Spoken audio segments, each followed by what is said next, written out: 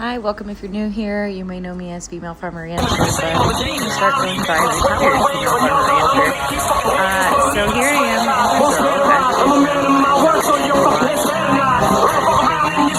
Brazil. I love her.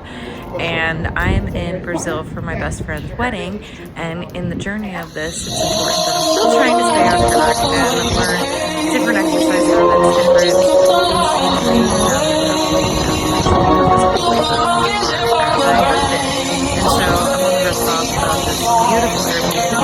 beautiful jump roping, and I'm so excited to share the journey of what it's going to be like after my life is going on and transition from being completely inside to the Midwest to thinking outside the box and potentially changing everyone's mindset on operations around them.